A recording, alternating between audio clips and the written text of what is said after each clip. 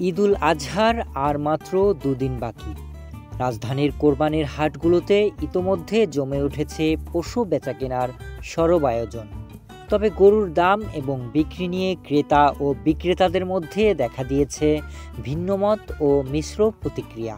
ক্রেতাদের কেউ কেউ বলছেন এবার গরুর দাম তুলনামূলক কিছুটা কম, বাজারে রয়েছে কিছুটা স্বস্তির পরিবেশ। অন্যান্য বছরের তুলনায় একটু কম আছে এবার বাজারে। তবে বিপরীত সুর শোনা যাচ্ছে অন্য ক্রেতাদের মুখে। গরুর দাম মোটেও কম নয়, গত বছরের তুলনায় তেমন কোনো পার্থক্য চোখে পড়ছে না।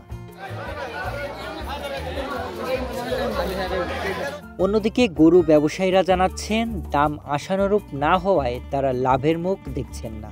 হাটে গরুর সরবরাহ পর্যাপ্ত হলেও সব গরু বিক্রি হবে কিনা তা নিয়ে রয়েছে শঙ্কা। বিক্রেতারা জানিয়েছেন হাটে লোক আসছে ঠিকই, কিন্তু তারা দাম জিজ্ঞাসা করে চলে যাচ্ছে। যে দামে গরু এনেছে তাতে বিক্রি করে লাভ তো দূরের কথা, মূল টাকাও উঠবে না। ব্যবসায়ীদের ভাষ্য অনুযায়ী ঈদের আর মাত্র দুদিন বাকি থাকলেও এখন পর্যন্ত বিক্রির পরিমাণ আশানুরূপ নয়। বেচা কিনা নাই, আমাদের খুবই সমস্যা। তবে বুধবার বিকেল থেকে ক্রেতা সংখ্যা বাড়তে শুরু করেছে। কেউ কেউ একাধিক গরুও কিনেছেন বলে জানা গেছে।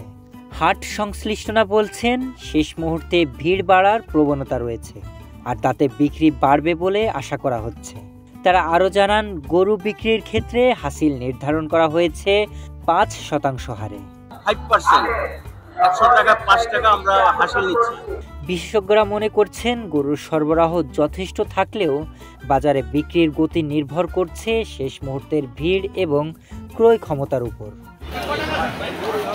ধর্মীয় উৎসবকে কেন্দ্র করে কুরবানির এই হাট শুধু বেচাকেনার জায়গা নয়, এটি হয়ে উঠেছে একটি বৃহৎ আর্থসামাজিক চিত্র, যেখানে অনুভূতি ও বাজারের হিসাব নিকাশ একসাথে মিশে যাচ্ছে।